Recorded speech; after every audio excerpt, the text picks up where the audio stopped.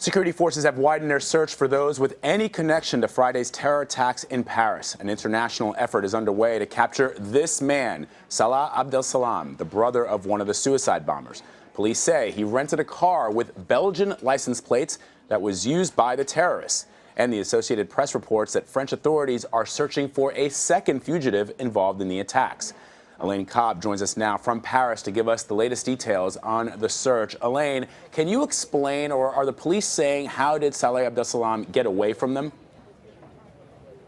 Well, Vlad, Salah Abdeslam is believed to have driven up from Paris to Belgium across the border on Saturday morning. But that's before any of them were on a wanted list, because it wasn't that long after the attacks. Now, two men who are believed to have been his getaway drivers are in police custody, and they were the ones who told police, we were in fact stopped 3 times, but we were waved on each time. They didn't have anything in the car with them that would arouse suspicion.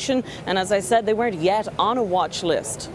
So, Elaine, where are investigators searching now?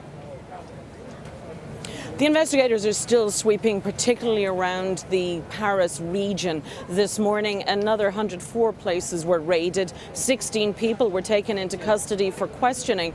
And the police say they will continue to conduct raids across the Paris region and also the rest of France to see if they have any links with other known jihadis or others who are known to have links to various jihadi networks. And of course, the Belgian authorities are still also investigating. Now, there were also reports earlier today of arrests in Germany, but the German prosecutor says they are not linked. Elaine, I'm sure, I know you've been reporting this story like crazy since Friday, but I'm sure you're aware that in the United States there's a lot of discussion about perhaps stopping Syrian refugees coming into the United States. And I wonder, in Europe, where there are open borders because of the Schengen Agreement, if there's any discussion in Europe about actually shutting borders down.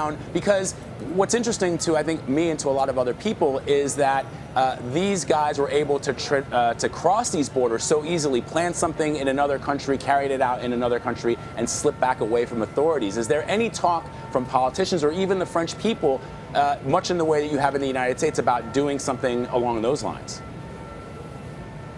That's actually much more popular with the countries along Eastern Europe, where they've been trying to reinstall border controls since the huge wave of refugees coming in this summer. In France, not so much. There has been an understanding in Europe, particularly Western Europe, that the border-free Schengen zone is a huge boon for business, for tourism, just for allowing people to get around in this day and age. So it's something that would be harder to fly. But France has already reinstated border controls on all its land frontiers, and that's quite a long area, and it's something that other countries are looking at. Germany has been discussing it too, and European Union partners are certainly looking more closely at how they control borders now, because they want to be able to control it in some way. But it's not an easy one to do, particularly since the actual infrastructure was all dismantled. Elaine Cobbe there in Paris. There I can see at the Place de la République where still people are gathering in solidarity and support of those horrendous attacks on Friday. Elaine, thank you so much.